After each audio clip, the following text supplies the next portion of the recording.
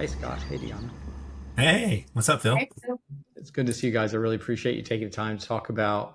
Well, Scott, you haven't attended a leadership retreat yet. You've been at the I technical have not. event. Deanna has been, but for those of us who don't know Deanna and Scott, Deanna, could you introduce yourself? Who are you? sure. What My do you name do? is Diana Stoyan. I'm a senior development executive with the Intergroup Group out of Atlanta. I do multifamily development. Scott. Go Oh, ahead. my turn. Sorry. I hesitated. Scott Davis, Autodesk. I'm a AECO Technical Solutions Executive. I've been in the role a little over 18 years now. Um, if you want to go way back, my thing was that I was a day one Revit user. So I've known Phil for a very, very long time. I was fortunate 25, enough to learn. What was that? 25 years or so. 25 We were years. all in Yeah, the early exactly. forums together. Exactly. All of the early stuff together for sure. So you were So both 5 years old when you started in Revit, I understand. Back when I had hair, it was glorious. I don't ever remember you having hair, Phil. I had less, yeah, but I just had to admit defeat. Yeah. Yeah, as we were chatting before the chat, I was talking with Randy, the leadership coach that leads the event. He's a facilitator. And I was finding in the spring of 2020 that, my sense of life purpose was changing. It was stressful. So we're coaching, but then there are other executives at our level that were talking about the same kind of stressors. Like I would just almost get off the phone with Randy and we're having a phone call about the next Revit issue. And then the call would deviate about other things that we start to experience in leadership roles. And I finally just said to Randy, we just should get together and all talk about this together. Um, and that's what's happened since the fall of 2020. We did it in the fall just because we didn't have time to do it any other time. It was the spring of 2020 when we started planning this, and we every year have met at the same location. We brought Chef in after the second year, I think, um, but Randy's been there from the beginning. There's a sense of it's the same but different every year. And Deanna, your husband, Silvio, is an extraordinary scan to BIM historic modeler. And that's how I think Silvio heard about it. But then Yes. you came the year after. So Yes, what was your because experience and how did you get here? what I heard from my husband after he attended was that he was in a room of like-minded people in the industry who were going through some of the same struggles he was, and they were able to sit down, look each other in the eye, and have extremely honest conversations about the things that you don't typically talk about at a conference. So at a conference, you talk about, hey, what do you do? Exchange business cards. But at this event, the conversations were deep. People were talking Mm. about the burnout they're experiencing. People were talking about the cost on their health and their families of having extremely stressful jobs. They're talking about how to mentor and grow teams in very challenging environments, particularly in 2020, right? When everybody Right. was It was scattered Right. and not next to each other. And I felt that that was an essential type of conversation that we don't have enough, not just in this industry, I think in a professional environment in general. And right. some are lucky enough and determined enough to go and do one-on-one coaching, but sometimes cross mentoring is also great. And this event couples the two, right? There is a coach, but also you have a lot of cross mentorship and you get to talk with other people in the industry, hear what they're going through, how did they solve certain problems. And because the environment is not formal and heavily structured, there's freedom to adapt from one year to the next, right? And to adapt the conversation based on who's in the room and what they're feeling and living through in the moment. And that's extremely valuable. Scott, you've never been, but you're coming this year. You Yeah, went to the technical event in the spring. You've been trying to do I this for a did. while. So, I have but been. people have attended. And I do. what I are do your know people that have expectations? attended, and they've all obviously all said great things. I Hmm. think for me, it helped that I went to the roundtable earlier this year. It was in April this past year, right? So, um, got a sense of the event space, the camp where it's at. Um, which I'll say, like, once you experience it, it's amazing. I think my first thought was, reading your descriptions, and we're at this camp and there's a lake and it's cottagey, and the whole idea of being an unconference, and there was an uncertainty there. And Yeah. it took like 5 minutes to get over that uncertainty. Like once you're there, you know what I mean? You Yeah. get there, just pulling into the ground, you're like, wow, this is not really what I don't know if I had an expectation, but not really what I expected, but it was so beautiful. And you There's a pull lot in of and muscle memory around corporate events where we pull in the Uber drops us off in front of the hotel. right. Yeah, it was not Right. bad. Even just the drive there, because we actually drove out from Jacksonville where we flew in, because you got choices. You can fly into Gainesville, a little smaller airport. I flew into Jacksonville. And then there's a lot of these small country roads in Florida. I live in Southern California, Los Angeles, and we freeway for, everywhere.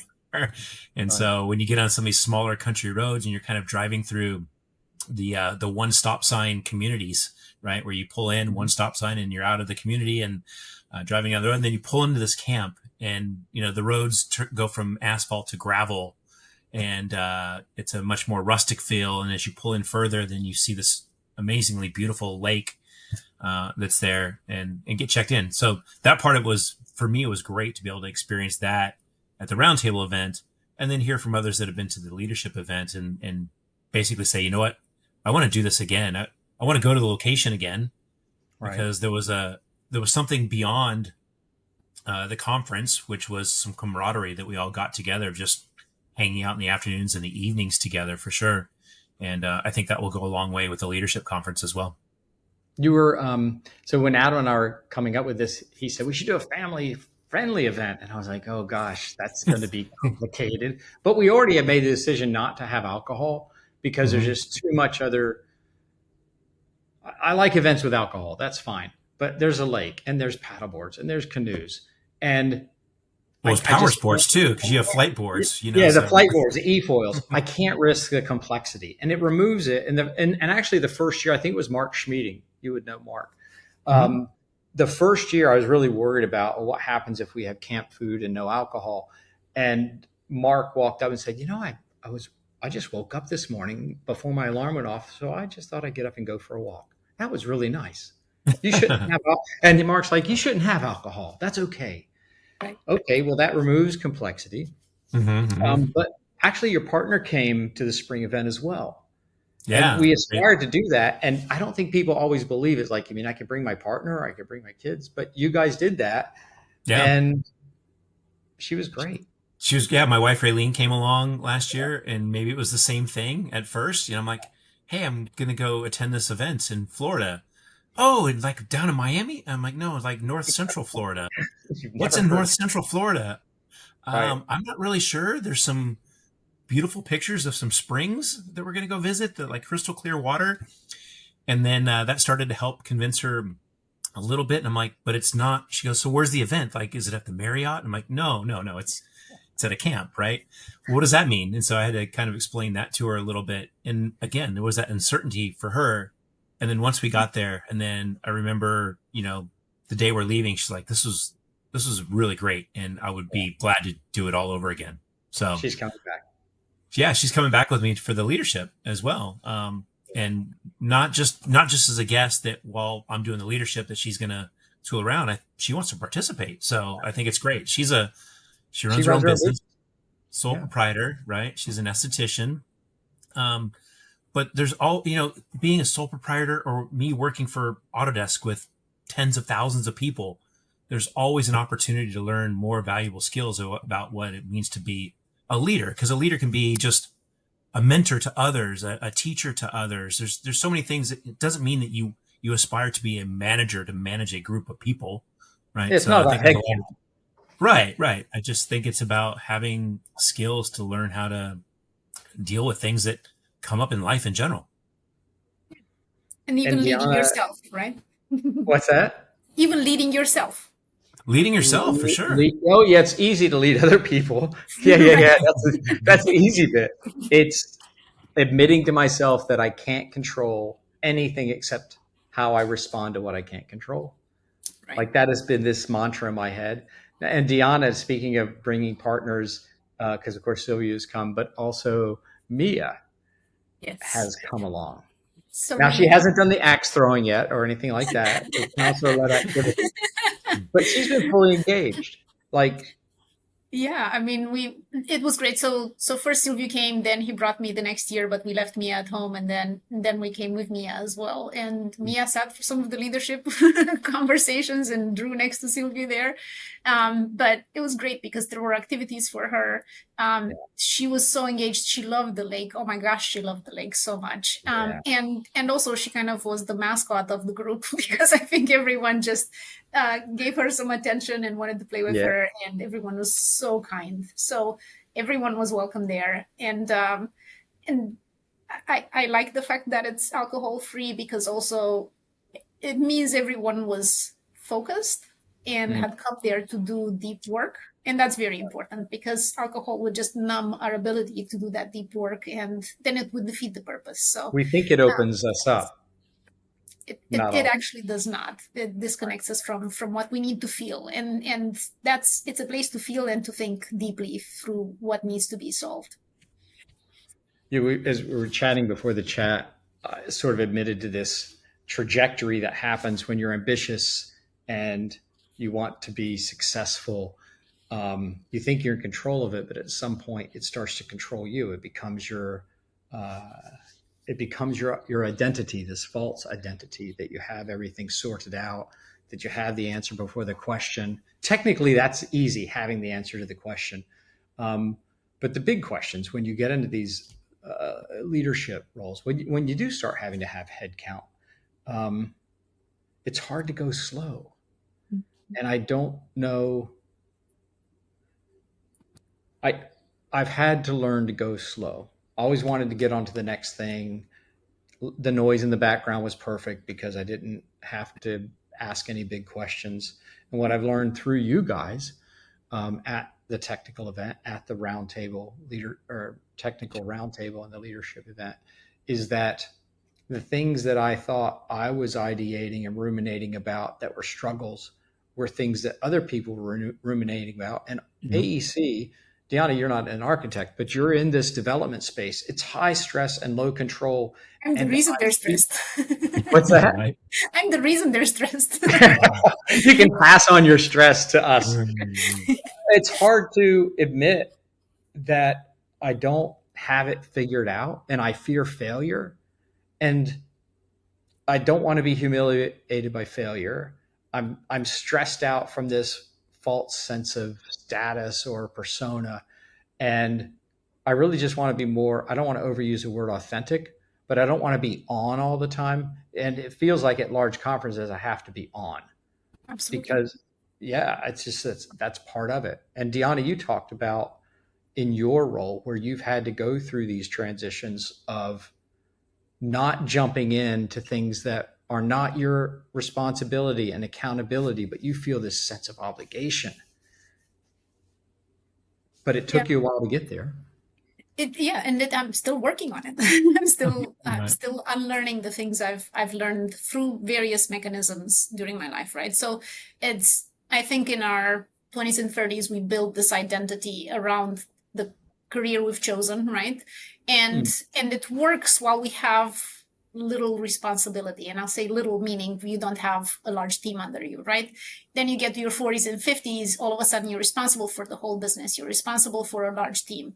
And you have to show up differently. And the skills that got you there no longer serve you, right? And some of us hit that sooner, others maybe a little bit later, but we can't avoid doing the work. Without doing the work, we're not able to decouple from that identity, and then therefore we're not able to show up in better ways. So for me, the way that looked, it meant I had to learn to trust others and learn to be okay with their failure.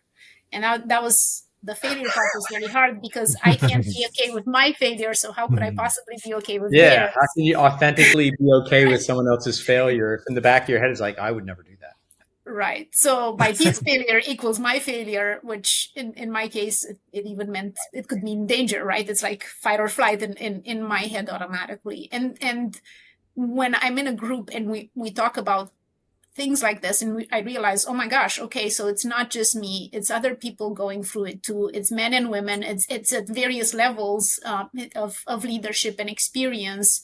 So how do we fix it together, right? So this is where that cross mentorship becomes so valuable because maybe we're not already willing or able to go to therapy, maybe we don't need to, right? But just having that cross mentorship in such a group where we talk about these things and we talk about, oh my gosh, this is how it's hurting me. And this is how I'm even hurting myself through my behavior. How can I untangle this?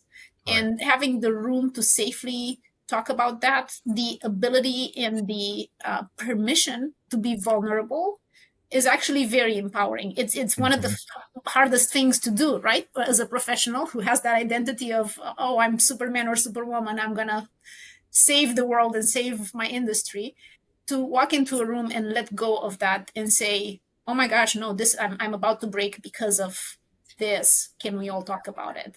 And to figure out you're not alone and that there are solutions, that there are strategies that are within reach that can be applied. It's phenomenal. Yeah, I felt like from when I started it, when I sort of became a technical subject matter expert, I was successful because I was able to control things and predict things and predict outcomes. And then when I got started to shift away from that and that familiar environment to where I couldn't control, I couldn't predict outcomes. And when I started working with Randy, one-on-one in coaching, the first thing that hit me was I was working with Randy for coaching because I wanted to learn how to control this new environment because I hadn't learned how to control it yet. And Randy, his mindset was, no, you need to learn how to let it go. Mm-hmm. And it's taken me years to get to a piece of that point where I can be more, I don't want to say accepting of failure, but it's not really failure. It's like, well, we made the best decision we had based on the information we had.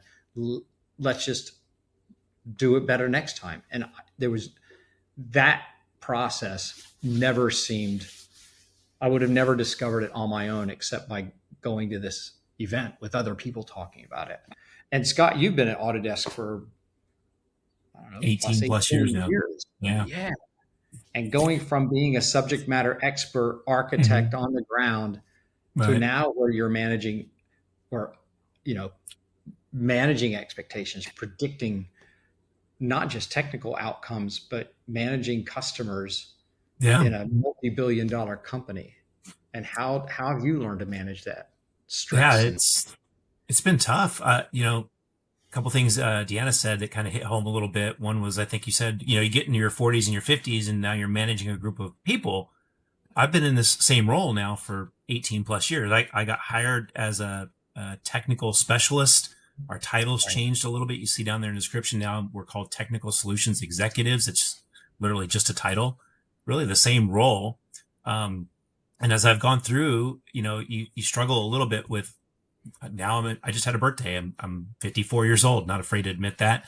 But at some point, so I'm not managing a group of people, but at the same time, I wonder, is that the progression of what a role like this, or really anybody else, when you get into your later part of your career, if we want to be really, upfront about this, if we look at retiring at 65-ish, it's only 11 years. It's not that long. So what do I do in this later half of my career? And it feels like a natural progression to be a leader in some degree. Again, that doesn't mean I have to go be the manager of this group of people. But as I see my team coming up over the years, the people that I work with immediately, as we get new hires, they tend to be younger, right? And so I'm obviously the oldest, most experienced, if you want to say it, on the team as far as what we do at Autodesk.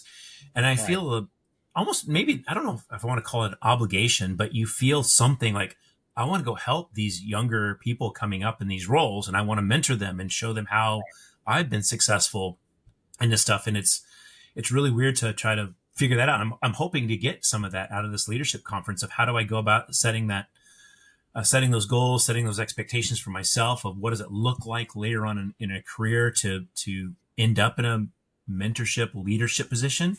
And could it turn into something else where I actually then do manage a team? Maybe, but those are all things to discover and figure out along the way. Yeah, I think when I was younger, I went through this progression when you're really young of trying to figure things out and find out, well, what's meaningful? What's meaning? Mm-hmm. And then at some point in my 20s, I went, oh, meaning is hard. I'm going to seek professional success and try to get good at that. I'm going to get really good at that. So architecture school, startup, Autodesk, but then it comes around. It's like, what's Right. really meaningful in the time that you have? Mm-hmm. And I don't always figure it out, but I feel like when we've gotten in the room together, there's pieces and parts of what we're all crowdsourcing in terms of experience that we start to get a vector back to the meaning that's important if we're going to be effective, if we're going to be good leaders of self and others. Mm-hmm.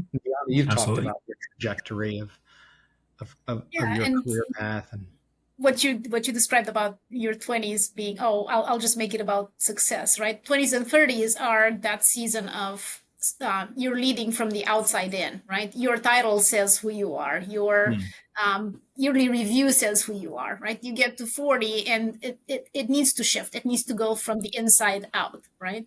And then what's meaningful is what you know is true and good. And then leadership can be something, a legacy project. It doesn't necessarily mean you've moved up the ladder, right? Mm-hmm. It can mean you're mentoring someone just because you love to, and it might not even be someone within your own company, right? It can That's mean you're me for mentoring sure. your child, right? Because Yeah. that's also a leadership role. Mhm. And I think the older we get, the more important what's within matters, and the more deeply we understand it, the better we can lead and guide others in any capacity, yeah. right? And this is where doing that deep work in such a group is so important.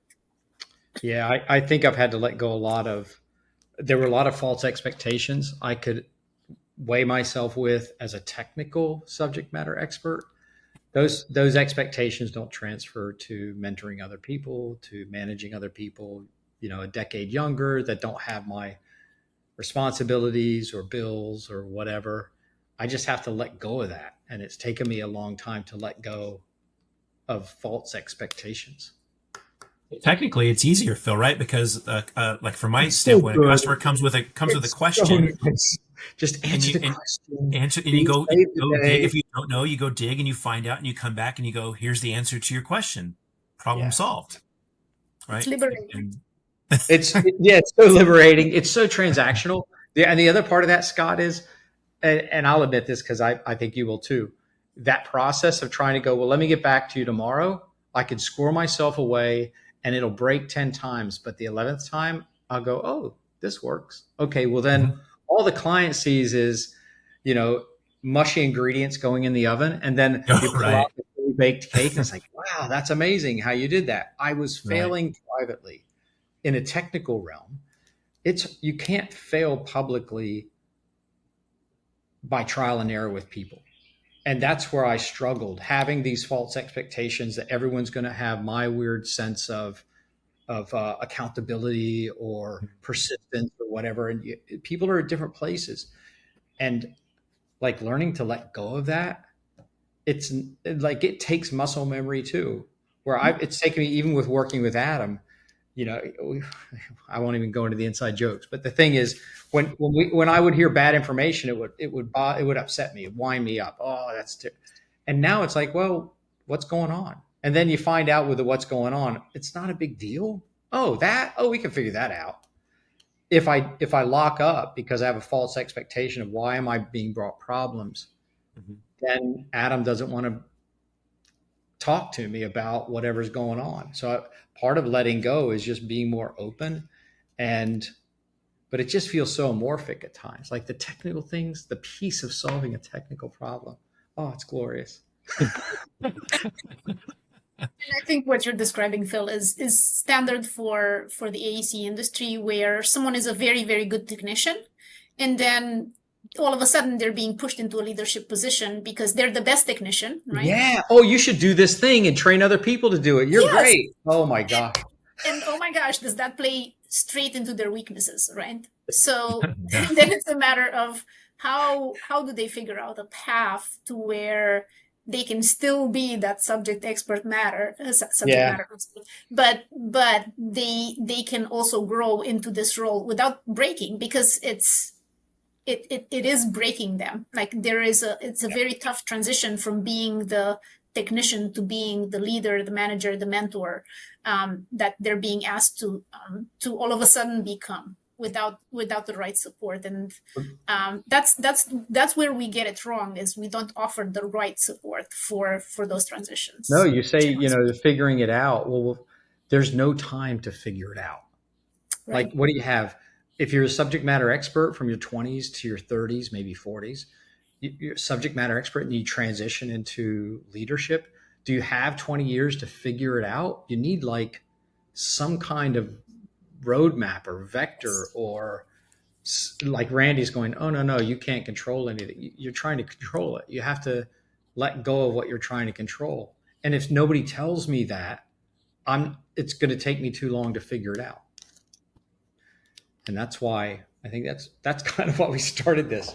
And look, Scott, even though you've never been in the leadership retreat, you have been a mentor to me. We have this close, tight circle of early Revit adopters, and as we've kind of, And you to me, Phil, same. I mean, it's mutual. Yeah, and I don't have this chance to talk to you guys at big events when it's all about sort of the technical aspects of it, where we don't get to do the deeper dive, right, Deanna mentioned. And getting to know Silvio, who is a deep technical expert, who then came to leadership event, and then getting to know Deanna, like I don't feel like I just have professional acquaintances. I have people that I would rely on to pick up the phone. Sure. It goes beyond.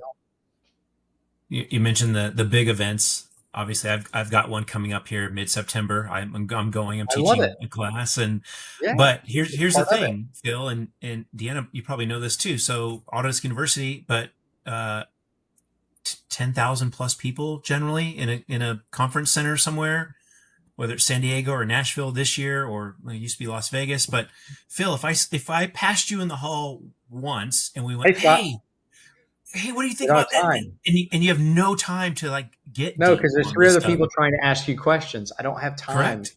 Yeah, I got to go to this class. I want to go see this thing that I signed up for, and then we get to that Friday and we're at the airport. I'm like, Phil, we never caught up. Luckily, I saw you here at the airport for a moment. So it wasn't by design. Right. That's the nature of function.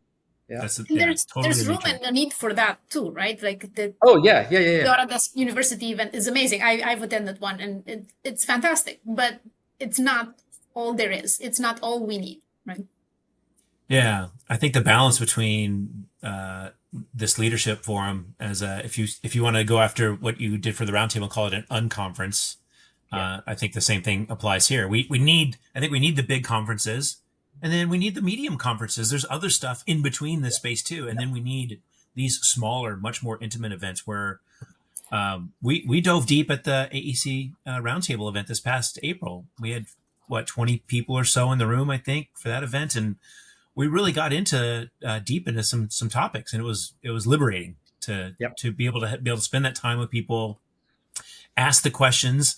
And here's another thing, Phil, that I loved about it. Like, you had I'll call it a fluffy calendar setup. Like, okay, so Scott Brown, your time is at 9 a.m. this morning, and you're going to talk about what your topic at hand. And then we're going to take a break at like 10:15. So you had about an hour and 15. I think 3 hours later, Scott Brown's still talking, and you're like, hey guys, you want to continue down this road? Yeah, this is great. Let's continue down this conversation. We couldn't just turn the class off and say, oh, well, the bell rang, we have to get up and walk out. Exactly. Exactly. So being able to, and then like whoever was, if I was next, hey Scott, do you mind, can you go tomorrow morning? Sure. I can speak tomorrow morning. That's fine. And being able to shuffle around and be, that there's that authentic side of it too, right? Just being able to be flexible and change and adapt and move on with the flow. Yeah. So I'm looking forward to that at the leadership event as well. Yeah. You'll be the new guy. I will be the new guy. Hopefully there's some other newbies. Well, my wife will be a newbie. She'll be there as well. Raylene will be there. He loves Chef Charles. Chef Charles is amazing. That was, so some of the other things, leading up to me going to the roundtable event in April was you chatted about the location and some of the things we do. You talked about the event itself, but then you mentioned Chef Charles many, many times. And I went, okay, cool. Yeah, I'm sure that we're going to have some good food. Yeah. And then, the bar was way up there because we had some fantastic food, and Chef Charles was an amazing just person in general, because not only did he spend time in the kitchen and like I think he mentored people at Oh, the yeah, event yeah, yeah. location as well, right? Right. In his cooking, his culinary skills. But then he would come out and like chat with all of us and just Yeah. He wasn't loves like it. he was just a chef and all you saw was a peek of him back in the kitchen. He came out and was with us as well. You He's know a what you joy. guys did last year? We've always had seating was weird. Like how are we going to? We used to have round tables, and we'd have around. Then we had different tables, and then I walked in last year, and you guys had just intuitively pulled tables together. Mm-hmm. And Charles was like, "What is going on?" And I'm like, "I think we're just going to do family style at one big table." And so he's putting out plates, and we just pass things and serve off them. Exactly But what I think happened. part of having that authentic experience is just eating together and not being rushed, and not which sometimes at the larger conferences you go into a huge space and you're kind of being airline directed in, keep going, and now it's just like you're walking in and Charles will come out You and have the explain. host all in a line at the conference and don't go to that buffet. They're like guiding you this way. You must go to Yeah, this. don't this eat yet. Keep going, keep going. Right. No, it's Right. look, it's I've done sort of management training classes, and then at some point I felt like HR was checking a box. Has this person been to management class yet? And it was very role playing, and it was kind of transactional for this kind of scenario. How would you handle this kind of legal issue? This is not that. This is not transactional. This is time for people to be quiet and let themselves go into that mode. Like Randy does one morning, we'll do guided meditation, and then come out of that and talk about the stresses of work. And I feel like that's very real, and it gets uncomfortable sometimes, but that is the only thing I know to get you to the next level where you let go of the false expectations and show up as a better version of yourself and be authentic and not react, learn to take a deep breath and respond. And I don't know if I can figure that out accidentally. I don't know if I've like, no, Deanna, you're going, no, you can't figure it out accidentally. It's not something you can stumble upon, right? Or even if you do, Wow. it's after you've messed something up royally. Um, and this also can't be Yeah, something that's company prescribed. It has to kind of come from a deep desire to work on yourself. yeah. And when you bring that to the table, then it's fine. Then gloves come off, right? And then everyone in the room is just okay. Here's me. Here's who I am. Uh, I'm here authentically. I'm here to do Out of deep work desire. You out want of to, desire because I Mhm. need to do this for me, not for the company, not for my role, not for anybody else, for me. And that's immensely valuable. but if you had someone on your team that you were elevating as a technical person and you wanted them to make this transition with a kind of a plan, how would you justify it? Because I have had some people come back and say, could you just send me a one page that doesn't make this look like a junket? Like put all the river stuff that you do on Monday, put that at the bottom. So when I give Right. it to my director, they just see all the serious stuff. How would you justify it for someone Yeah. on your team in terms of I want them, what are the value propositions there for someone that's sending one of their team members? I would focus, particularly if it's someone, as you said, like on my team, I would focus on the necessary transition to elevate that individual to leadership, right? Hmm. So it's not, my hope is that everyone will understand that this needs to be done also in preparation of, it's never too late to do this work, but it would be great if it were Right. done in preparation. So as you asked me that question, I'm thinking about the individual who I would send here, right?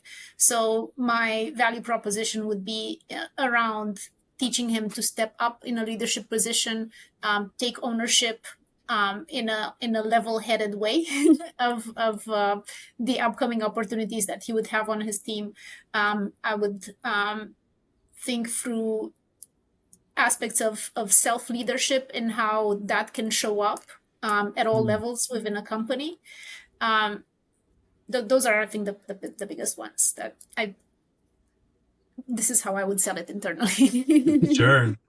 I, Like I if would you were follow up. going to send someone as someone who's gone through this transition, what kind of person would you look for? You're saying someone who is maybe technically equipped, but they need to make this transition where they show up and let go of the technical expertise, but yet still be accountable. Yeah, I think this would definitely apply for particularly for the technician that's about to be pushed into the next position up, right? But it's also a great support for those who have been in a leadership position for a while and are maybe suffering for various reasons, right? Are missing and craving the technical aspects of what they used to do and are still not comfortable necessarily in a leadership role. And while they might be outwardly comfortable and doing a good job, they might be just suffering inside for various reasons. So because I don't know, they're beating themselves up, or they're taking on something that doesn't come natural to them, or they are struggling to make certain decisions and lead the team in certain ways because they haven't had the right framework yet shown and modeled for them. Right. Um, No, we don't. We're too proud to ask for help, and failure is shame. It's kind I of was flat. embarrassed to see Like I women in can't the ask for group. help, but if I fail, it's shameful. So where's the middle ground? And Yeah. so that's what we're trying to do is get a place where people can show up and they're not failing. They have to frame it and understand how they got there, and we'll learn Failure from is each just other. a learning experience. That's all failure is. Failure is just an opportunity to learn what went wrong. Let's improve upon that next time. You say And, that, but which three of us, knowing both of you guys, would want to admit failure? yeah, that's true. Really, It's very hard. It is One very other hard. thing, Phil, I will go back to real quick. You mentioned like somebody saying put together the little one pager synopsis and put the extracurriculars at the bottom. mm, I understand that, but at the same time, for me there's so it's the all work and no play makes Johnny a dull boy kind of saying. yeah, There's that work life balance, and I think if you're looking at a leadership conference in all of those other extracurricular events, there's opportunity for learning in those too. So we're out, paddleboarding, canoeing, kayaking, whatever you want to say on the Itchitutney Springs, right. and in that you learn more about each other in general before you're going to go sit in a room and start. It helps you build that camaraderie and understand people. And you would need that same thing. Like if I was a manager of a team, I'd want to do some activities like that with my teammates so that I could further Yeah, understand who's going to be the one that's going to not think twice and dive off a board and go, help somebody, because they got in trouble for whatever reason, like stuff like that, I think happens. Or I think back to the spring last year with myself and Scott Brown were out learning how to do the flight board, and just hey, what'd you do? What'd you do? And just like learning from each other in that experience. And those extracurricular and are they fun things? Yeah, but they add to the overall experience, and you're always learning from them as well. yeah. We might get Deanna on the flight board again. We're gonna see. Yes.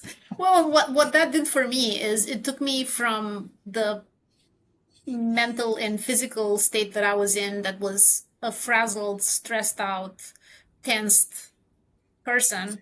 Yeah. And it took me back into, oh, I'm a kid again, and I get to do something fun, and I get to learn Right. something new.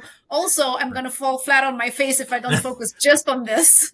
You need those You can't releases be though. thinking about other stuff. No. Yeah. Yeah, before you knew it, I was smiling wide and Yeah. being goofy. And I remember as I was literally about to plunge to my face, I was thinking, this is so amazing. And I just went and solved it and came out still smiling because we don't get Yeah. to be kids anymore. And I got to be a kid there and I loved There it. are lots of I was allowed to. yeah. There's lots of opportunities to be unserious, and to Yes. and to not be on.